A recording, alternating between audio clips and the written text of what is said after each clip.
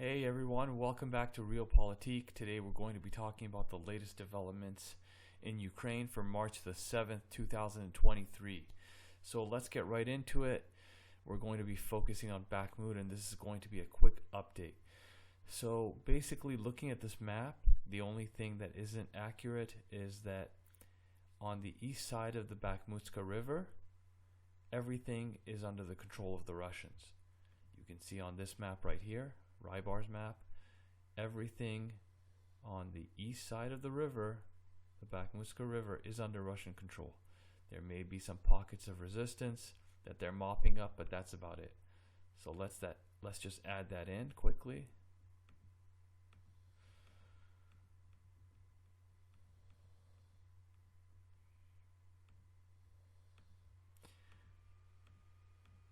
Okay. Now, aside from that, this area right here, Dubovo-Vasilivka, there's been a lot of back and forth, and there's actually a report I'm going to show you guys. And according to this report, this settlement has changed hands 37 times in the last couple of days. So that's interesting. If we look at the Rybar map, it's showing that it's under Russian control, more or less. But yeah, according to the Ukrainians, it has changed hands dozens of times. Anyways, so right now, looking at the news, Zelensky and Zaluzhny have conflicting views on Bakhmut.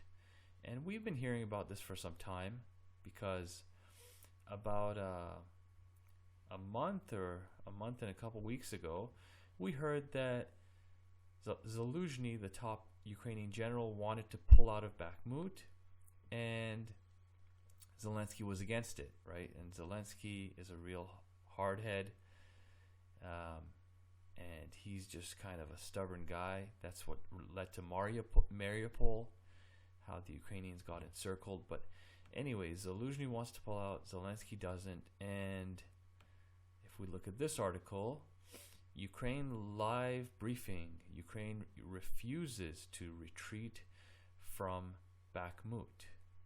Okay, China bristles. Okay, ignore the China part, but basically, let's go down here. Ukraine does not have plans to withdraw from Bakhmut. President Volodymyr Zelensky said in his nightly address Monday, adding that top military commanders had unanimously backed reinforcing the city over withdrawing from it. There are no other options, he said.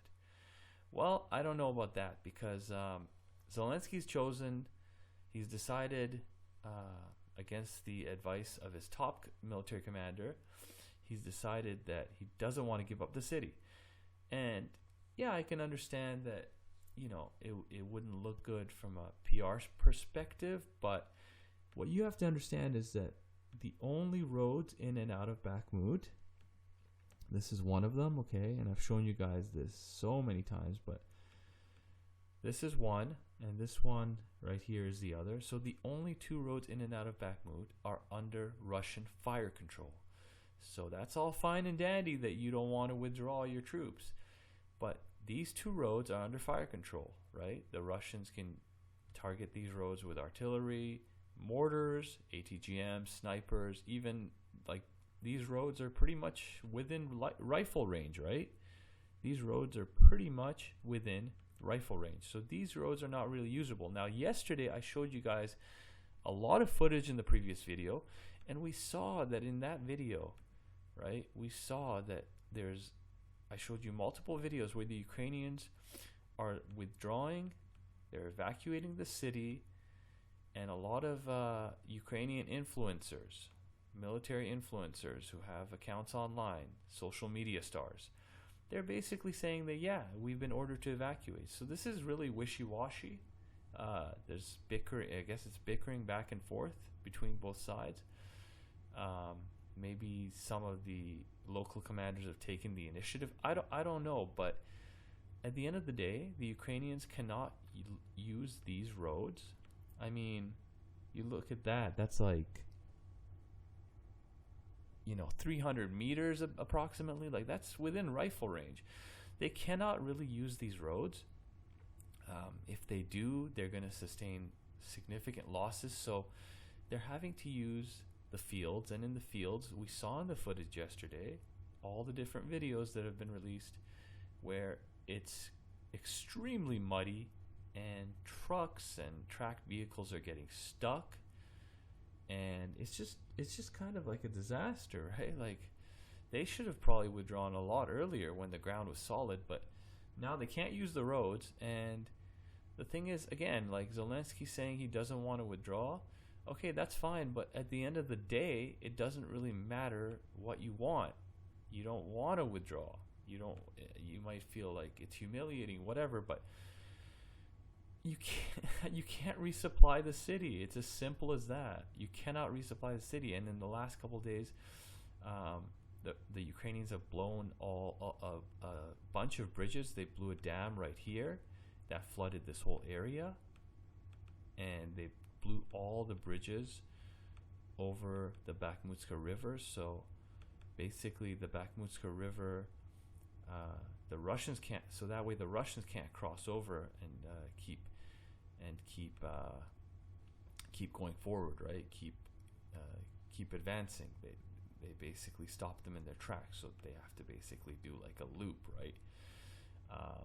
And in the north, they can't do that loop. In the north, they can't do that loop because it's flooded, so they can't even, do a loop like this. They can't do that. So that's no.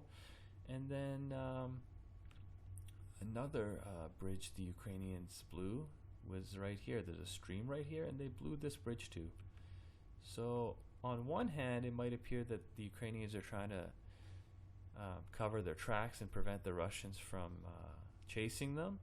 But now it seems like they've changed course. But the problem is that they can't resupply the city, right? They simply cannot. Anyways, let's keep reading this article.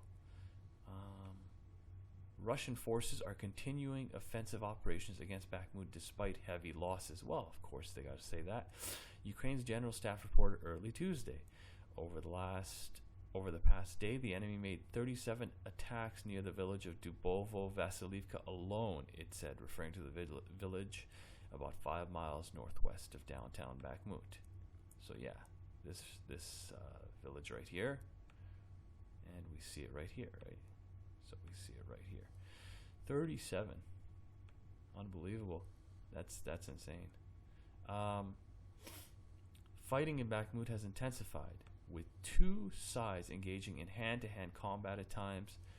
I could see that happening, but when I look at the map, it doesn't really look like there'd be much. I mean, I could see it happening, but there was a claim yesterday by the UK Defense Ministry. I covered it in the video yesterday about how the Russians are using shovels, and then some of the Russian proponents came out and said it on Twitter. They're like, "So you're telling me that the Russians are beating the Ukrainian army with shovels?" Like, it's kind of a joke. I mean, this is the same UK Defense Ministry has said Russia's going to run out of missiles. Russia's going to run out of bullets. That was like the second month into the war. They're saying Russia's going to run out of bullets.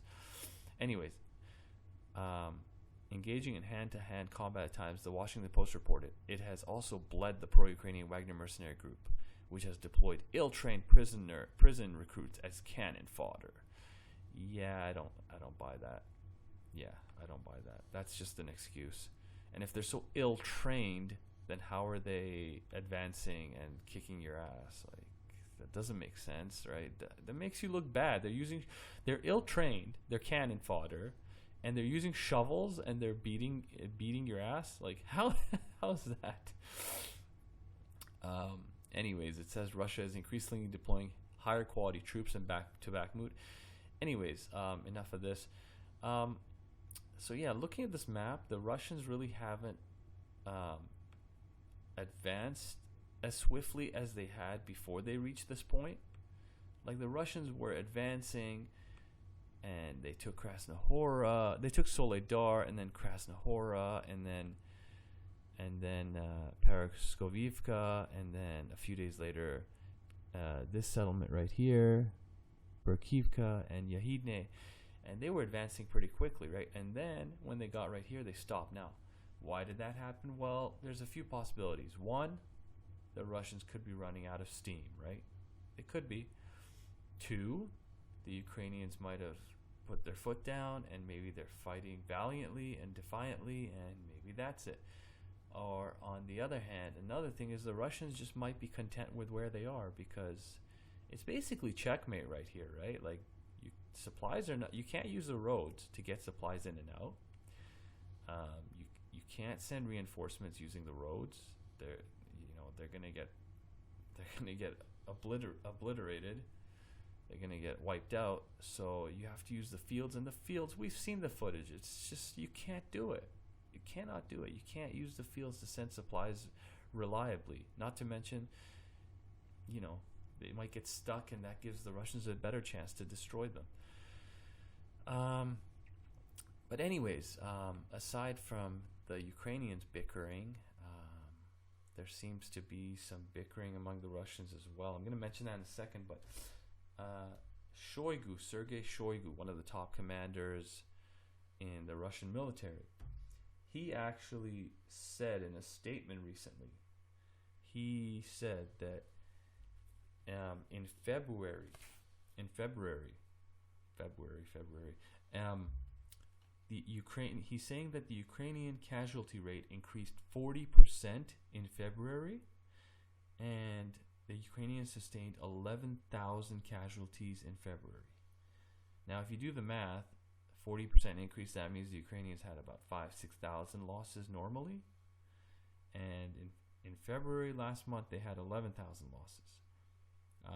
Now, you do the math on that, so that means that before last month, before the 40% increase, the fight for Bakhmut, the Ukrainians had lost about, this is casualties by the way, not killed in action, I'm guessing, he says losses, right? But so the Russians are basically claiming that Ukraine is sustaining about 200 losses a day, or they were sustaining 200 losses a day, 220, and during February it boosted up to 360. So from around 220 to 360, and 11,000 casualties in February last month, up from around 6,000. So those are some serious numbers, right? Anyways, the Wagner chief, Yevgeny Prigozhin, we all know about him. And there's some bickering back and forth between the Russians as well, because Prigozhin actually, he said in an interview recently that Wagner chief Yevgeny Prigozhin warns of frontline collapse if forced to retreat from Bakhmut. And in a recent statement, he actually criticized the Russian armed forces, the regular army, for not being able to take Ugledar or Vuhledar in the south, because their offensive failed, of course, as we all know. And so he criticized them for that, and he's saying that the Russian military, they're not giving him as many shells as he needs. So I don't know if it's a matter of jealousy or there's some bickering back and forth, but it seems like there's bickering back and forth and disagreements on both sides. Anyways, guys, that is it for today. That was a quick update. Well, I'll try to make it quick, but anyways, if you watched till the end, thank you very much. Please like and subscribe, and I will see you guys in the next one. Thank you.